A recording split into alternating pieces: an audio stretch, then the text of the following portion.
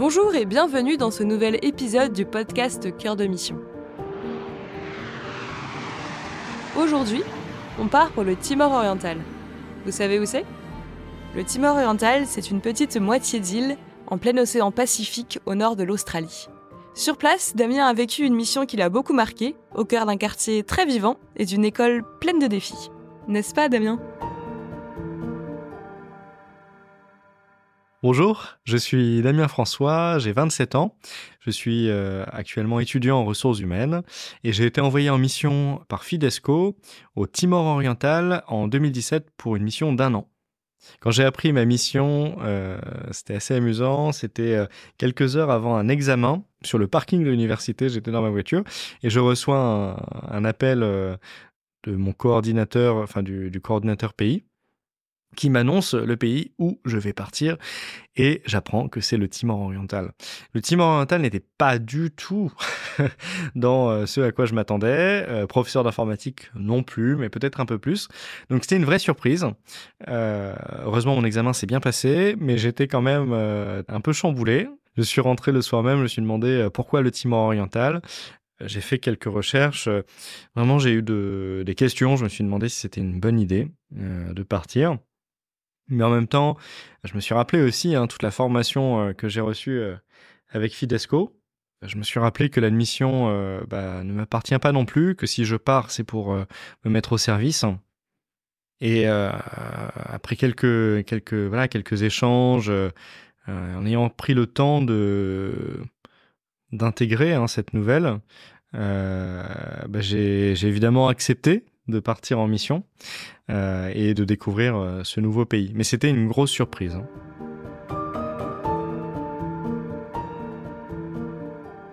Le Timor oriental, c'est un pays qui est plus jeune que moi. Il est indépendant depuis 2002. En fait, il a une histoire qui est très difficile. C'était une colonie portugaise jusqu'en 1975. Et en 1975, quand les Portugais sont partis, les Indonésiens ont envahi le pays. C'était une oppression pendant 25 ans. Quand je parle d'oppression, c'était vraiment dur. Il y a 1/5 de la population qui a été décimée. Ça a encore des séquelles aujourd'hui sur la population, sur la société, sur l'économie aussi. Quelque chose que j'ai réalisé en arrivant, c'est que les jeunes que j'avais en cours, en fait, c'est la première génération qui est née après la guerre. Et ça, c'est aussi important parce qu'ils n'ont pas connu eux-mêmes la guerre. Leurs parents et leurs grands-parents l'ont connue. Et ils se construisent aussi beaucoup par rapport à eux et par rapport à ce qu'ils ont connu. J'ai compris ça en leur demandant une fois de dire, en fait, au tout début, dans leur présentation, de décrire le métier qu'ils rêvent de faire. Et beaucoup, alors c'est quand même des élèves qui sont au lycée, ont écrit militaire, gendarme, beaucoup de métiers autour de la justice et aussi des urgences, de l'armée. Et ça a été aussi une prise de conscience.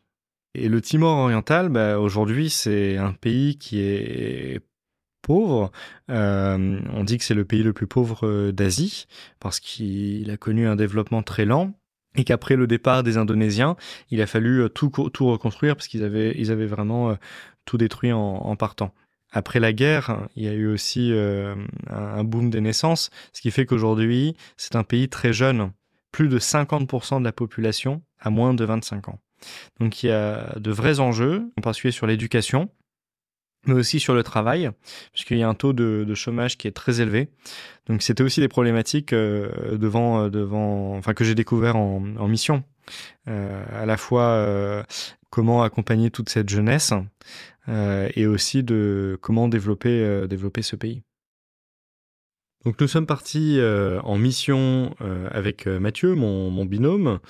Nous avons pris l'avion, 24 heures d'avion à peu près, avec 4 avions différents, passant par Singapour et jusqu'à Dili, c'était toute une aventure.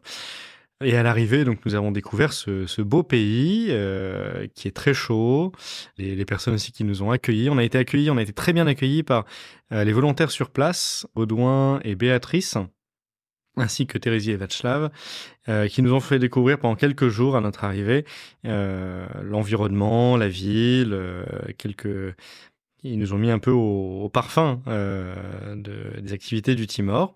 Puis, quelques jours après, des personnes de la paroisse sont venues nous chercher, donc à la capitale, pour nous amener jusqu'à Bokao, notre ville de mission. Et là, ce fut une aventure parce que déjà, entre Dili et Bokao, il y a 120 kilomètres. Donc 120 kilomètres, ça va, c'est pas si loin, mais sauf que ça nous a pris quand même 5 heures de voiture. Alors on a découvert les chemins, qui sont plus des chemins que des routes, pendant tout ce trajet. Ça nous a laissé le temps aussi de profiter de la belle nature au Timor. Et on a vraiment été très bien accueillis, beaucoup d'hospitalité, de beaux échanges en arrivant, même si on parlait pas encore le Tetun, mais on pouvait quand même échanger. Concernant la langue, donc le Tetun, c'était déjà un challenge avant de partir, parce que je voulais avoir quelques rudiments, quelques bases pour pouvoir commencer à parler en arrivant. Sauf que des manuels de Tetun, c'est très compliqué à trouver, même en France. Et surtout, je me suis rendu compte en arrivant que j'avais pas du tout la bonne prononciation. Donc, ce que j'avais appris ne servait pas à grand-chose. Et il a fallu tout apprendre en fait en arrivant.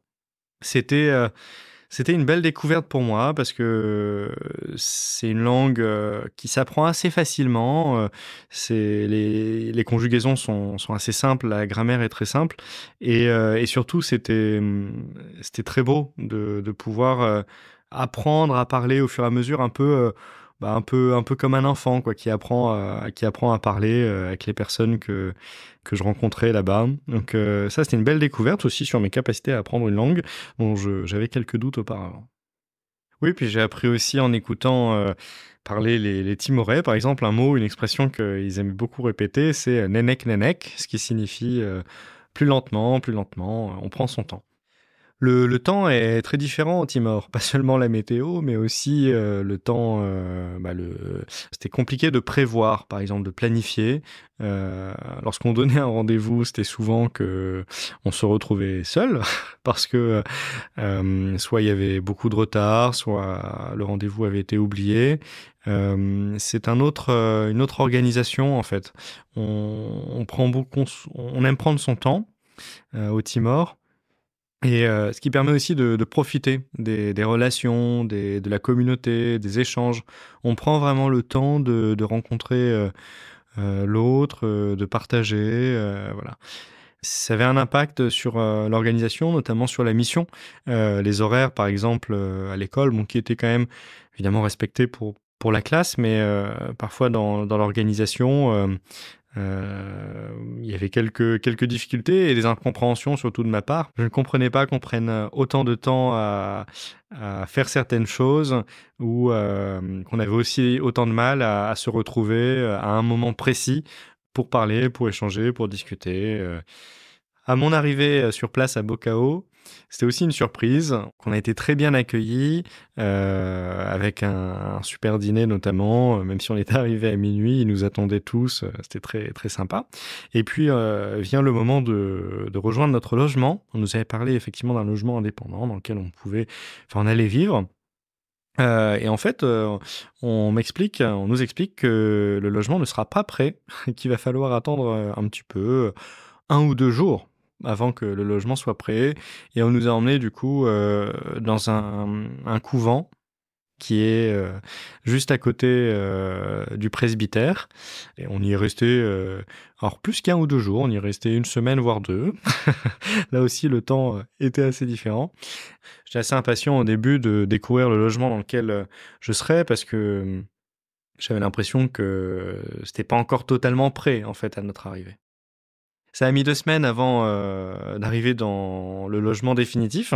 Et là, je découvre une petite maison indépendante qui était pas trop mal, mais alors qui n'était pas non plus prête du tout, qui était dans un état pas fou. Il y avait même encore le rice cooker des ouvriers qui étaient venus faire des travaux, etc. Mais on avait tellement demandé aux partenaires quand est-ce qu'on pourrait avoir le logement dans lequel on serait, qu'il a finalement décidé qu'on puisse y aller. Mais c'était habitable quand même, hein, évidemment. C'était une adaptation aussi dont on a dû faire preuve. Mais l'arrivée en mission est toujours une question d'adaptation, hein. Il y a des choses qu'on ne contrôle pas, et c'est vrai qu'au début ça rappe un peu parce que c'est différent de ce qu'on prévoit, et puis on espère qu'au début tout va bien fonctionner. Mais voilà, il y a des choses qui arrivent. Le quartier où j'étais, c'est un quartier qui est assez en retrait de l'école, assez en retrait aussi de la ville principale. Et on a été, au début, on connaissait personne en fait, parce qu'il était justement assez en retrait du lieu où on allait en mission. Mais au fur et à mesure, on a pu nouer des liens. En fait, c'est surtout grâce aux enfants que les liens se sont noués. Quelques semaines après notre arrivée, on a commencé à faire un peu du ménage, des travaux notamment, et notamment à l'extérieur. Il y avait un petit espace pour un jardin à l'extérieur, et vu que c'était pas forcément très aménagé, on a fait quelque chose. Et on passait plusieurs après-midi quand on avait du temps libre pour nettoyer et jardiner. Et il y a des enfants un enfant en particulier qui est venu nous voir, on les voyait jouer autour, hein, mais qui est venu nous voir et nous demander ce qu'on faisait. Et en fait, ça a créé ce premier lien. Et lui-même a demandé s'il pouvait nous aider à aménager tout ça. Et donc on lui a dit bah oui, pourquoi pas. Et au fur et à mesure, plusieurs enfants l'ont suivi, et on s'est retrouvé avec une petite horde d'enfants qui nous aidaient à travailler à l'extérieur. Et c'était le premier contact. Et après, les parents forcément ont vu que les enfants étaient chez nous. Je pense qu'ils se sont un peu posé des questions, etc. Que surtout que Abocao, c'est une ville donc de 15 000, 20 000 habitants, mais il y a très peu d'Occidentaux en fait qui vivent sur place. Donc ils savaient, tout le voisinage savait qu'on était ici, mais je pense qu'ils osaient pas trop nous aborder, mais de la même manière que nous, on n'osait pas trop les aborder parce qu'on savait pas comment faire ce pas, comment, disons, briser ce mur, quoi, cette limite. Surtout que le Tétoun, je le parlais pas encore, et que beaucoup parmi eux ne parlaient pas anglais.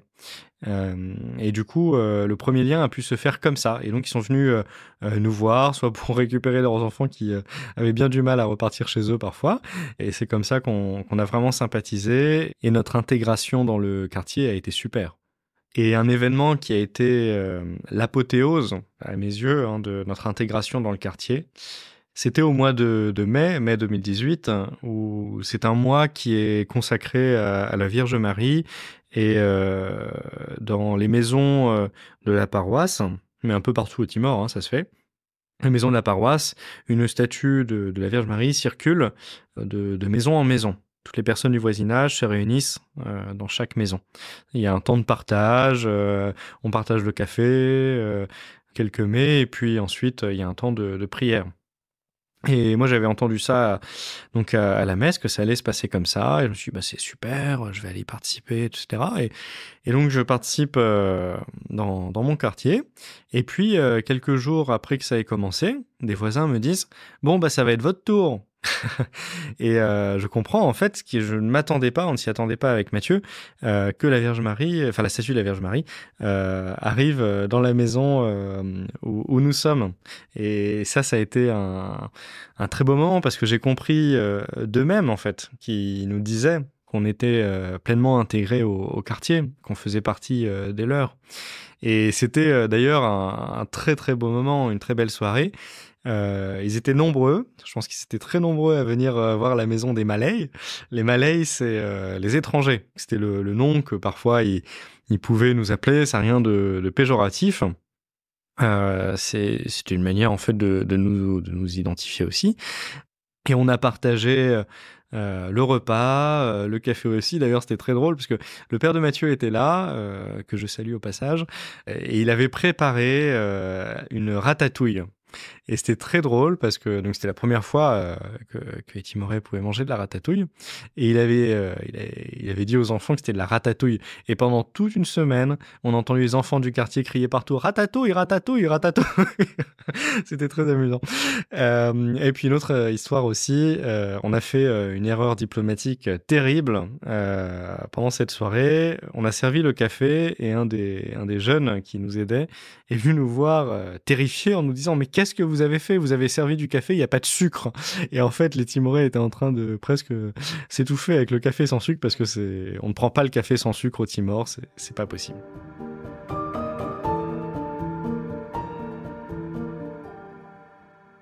En mission, j'étais professeur d'informatique dans une école, le Sacordjes, qui vient de Sagrado Coração de Jesus, ce qui signifie Sacré-Cœur de Jésus, en portugais, parce que le portugais est une des langues officielles du Timor oriental, même si il le parle très peu. Et donc j'étais professeur d'informatique dans une école qui était l'équivalent d'un lycée. Il y avait donc 3 niveaux, ce qui est équivalent des secondes, premières, terminales, dans une école qui venait d'ouvrir ses portes. Elle avait 1 an, 2 ans d'existence à peu près, donc beaucoup de choses à mettre en place. Il y avait seulement les secondes et premières qui étaient ouvertes quand on est arrivé, et quand on est parti, tous les niveaux étaient ouverts. Les cours d'informatique, c'était amusant d'un certain côté. Au début, j'ai eu la joie de découvrir que j'allais donner des cours d'informatique sans ordinateur, puisque les ordinateurs soit ne fonctionnaient plus, soit il n'était pas possible de les utiliser. Et donc, il a fallu que j'improvise en faisant des cours plutôt théoriques. Et puis, quand j'ai commencé à avoir des ordinateurs, c'était aussi un défi parce que c'est des classes de 20 à 30 élèves. Mais avec 5 ordinateurs, c'était pas forcément suffisant non plus. Mais au fur et à mesure, on a pu améliorer les choses et à la fin de la mission, on a terminé avec une quinzaine d'ordinateurs. Et l'enseignement, c'était les bases en fait. Beaucoup parmi eux, pas tous, mais beaucoup parmi eux, n'avaient jamais utilisé un ordinateur. Donc voilà, déjà les étapes de base, d'allumer un ordinateur, de comprendre comment fonctionne une fenêtre, ce qu'il est possible de faire avec un ordinateur, donc d'utiliser Word, un tableur, et puis il y avait des exercices plutôt pratiques pour les aider à rédiger des choses, comment rédiger une lettre sur Word, un CV aussi, les tableurs, différentes, voilà, les fonctions de base. Donc c'était des cours assez basiques finalement. Ce qui permettait aussi, j'avais fait aussi des modules sur les questions des réseaux sociaux, parce que c'est un sujet qui est très présent au Timor, alors que Internet est assez cher quand même. Il y a des abonnements pour avoir accès seulement aux réseaux sociaux, et les jeunes utilisent tous du coup ces abonnements qui ne coûtent pas très cher. Eux, ils passent beaucoup de temps sur les réseaux sociaux et ils n'ont pas du tout les mêmes normes, disons, qu'on peut avoir. Par exemple, c'est assez commun de voir des photos de personnes mortes ou des photos de personnes blessées, enfin qui sont même assez rudes, sur les réseaux sociaux, parce qu'il n'y a pas ce filtre, il n'y a pas cela qu'on pourrait avoir nous. D'ailleurs, même la question du droit à l'image ne se pose pas de la même manière. Il y avait tout un enseignement qui avait été fait à la demande du partenaire pour leur donner des éléments là-dessus sur les réseaux sociaux. Être prof, c'est un défi. C'est déjà un défi quand on l'a jamais été, mais c'est encore plus un défi dans un pays dont on ne connaît pas la culture, dont on ne maîtrise pas non plus la langue, parce que au début je ne parlais pas tétoune, et en cours j'étais devant tous ces élèves en devant leur parler en anglais plutôt, parce que je ne maîtrisais pas encore la langue, et alors qu'ils comprenaient un petit peu l'anglais, mais très très peu en fait. Donc c'était pas toujours évident, il a fallu prendre du temps, il a fallu surtout apprendre le tétoune très rapidement, et puis découvrir ce que c'est qu'être professeur. L'enseignement, c'est pas inné, j'ai pu m'en rendre compte. J'avais reçu des conseils de profs déjà avant de partir sur comment préparer un cours et puis comment aussi le donner. J'avais récupéré aussi des cours d'anciens volontaires qui étaient là avant moi, aussi de Baudouin, ça m'avait beaucoup aidé. Baudouin était également professeur d'informatique sur une autre mission au Timor. Il a fallu construire au fur et à mesure cet enseignement, et j'ai appris comment faire finalement. Mais au début, c'était vraiment pas évident. Et puis surtout que ce sont des jeunes, donc oui, qui ont entre 15 et 18 ans, enfin même certains qui avaient plus, hein, certains pouvaient avoir 22, 23 ans. Et donc voilà, il y avait aussi la question de l'autorité, comment se positionner, c'était des vraies questions.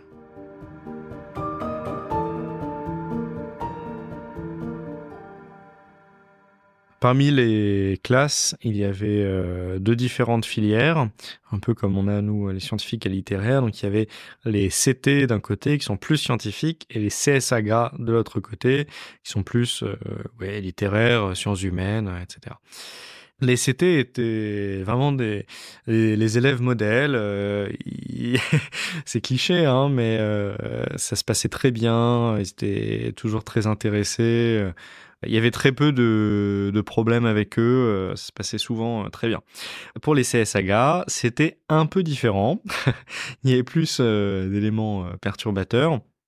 Et c'était plus compliqué de les intéresser et voilà, de les embarquer dans le cours. Parfois, ils pouvaient aussi tester l'autorité. J'ai eu quelques difficultés, en particulier avec une classe. Et là, effectivement, c'était plus compliqué de me faire écouter. Il pouvait y avoir des élèves voilà, qui font n'importe quoi, qui remettent en question aussi ce que je dis. Ça pouvait arriver, ou surtout qui voulaient pas suivre le cours. J'ai pas le seul prof à être concerné. Mais c'était un vrai défi parce que je ne savais pas comment m'y prendre. Je me souviens en particulier de Denilson, un des élèves de cette classe, peut-être un des plus turbulents, une fois qui était allé assez loin en claquant la porte de la classe. Il s'était levé, il faisait vraiment n'importe quoi. J'avais dû le virer de cours, ce qui avait été très mal perçu par ses camarades. Et ça n'avait pas forcément arrangé la situation. Ça avait été très compliqué.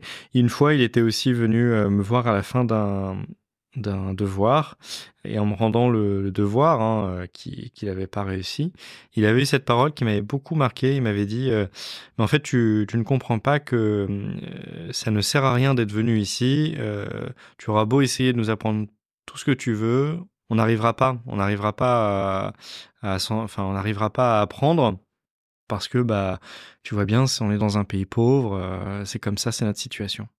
Et forcément, en entendant ça, moi, ça m'a désolé, ça m'a fait me poser beaucoup de questions. Et je voulais lui faire entendre que, au contraire, je pense vraiment qu'ils en valent la peine, que j'ai quitté mon pays, que je passe cette année là-bas, et que il va la peine que des personnes prennent le temps d'essayer de leur enseigner. Alors, pas toujours de la meilleure manière, mais voilà, en essayant de faire des efforts, et qu'ils en sont capables aussi.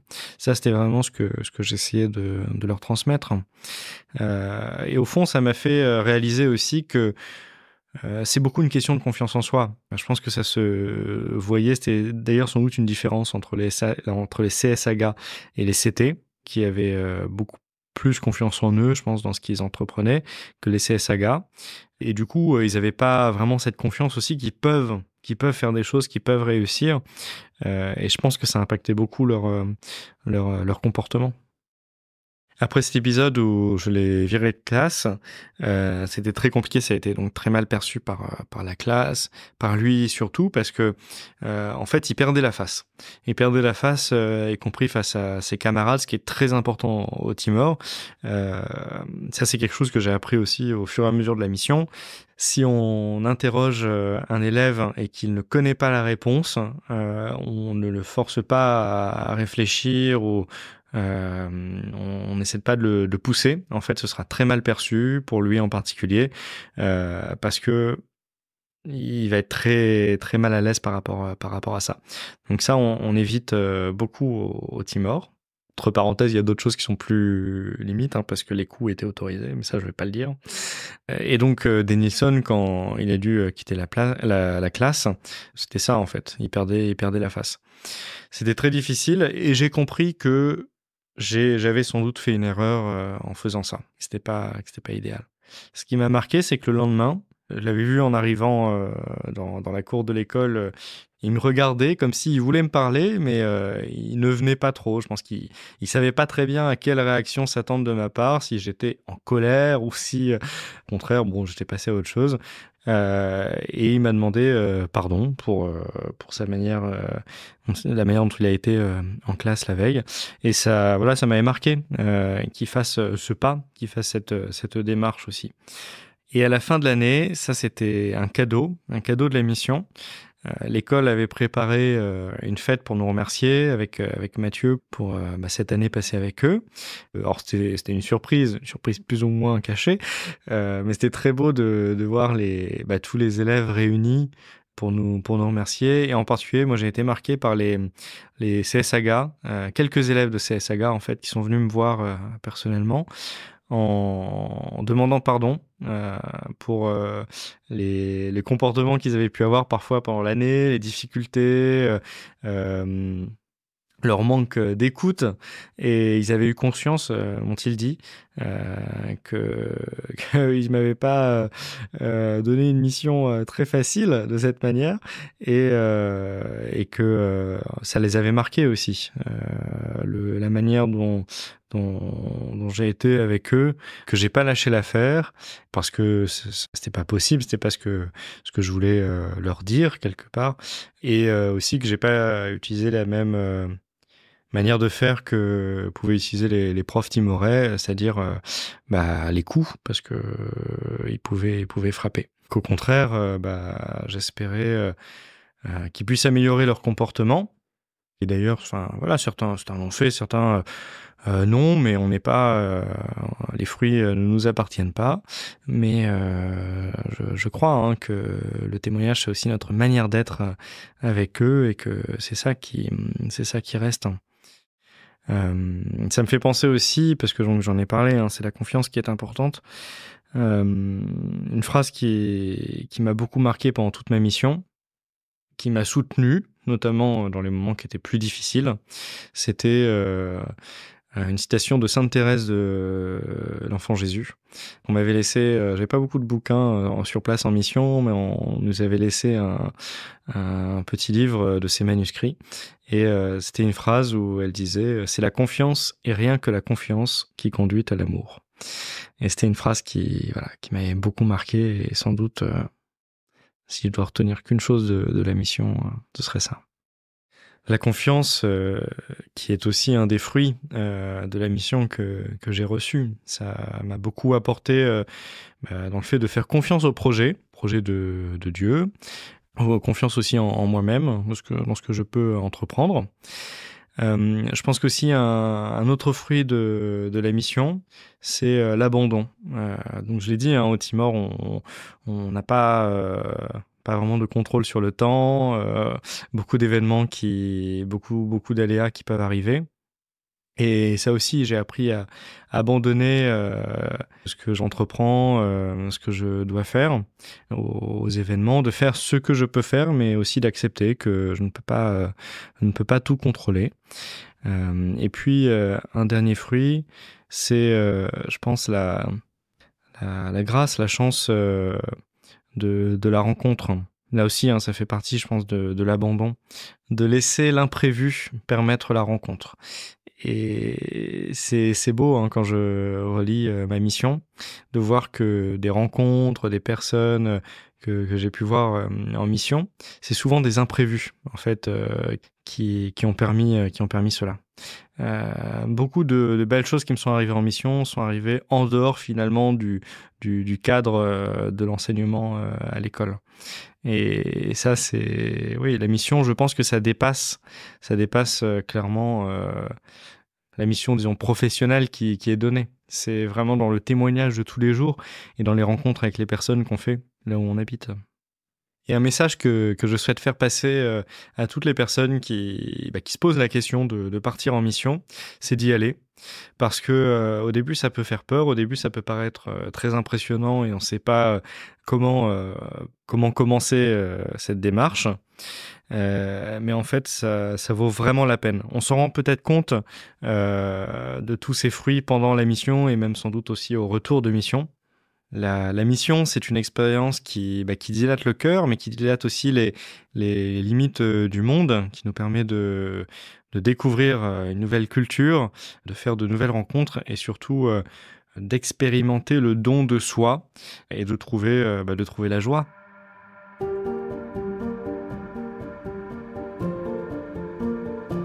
Il est temps maintenant pour nous de quitter le Timor. Merci Damien de nous avoir confié toutes ces joies et toutes ces difficultés qui ont fait tout le visage de ta mission. Si vous avez aimé ce podcast, on compte sur vous pour vous abonner. Et si vous voulez vous aussi, à votre tour, vivre l'aventure de la mission, on vous attend sur le site partir.fidesco.fr. Et dans un mois, on reboucle nos valises pour découvrir une nouvelle mission aux côtés d'un ancien Fidesco.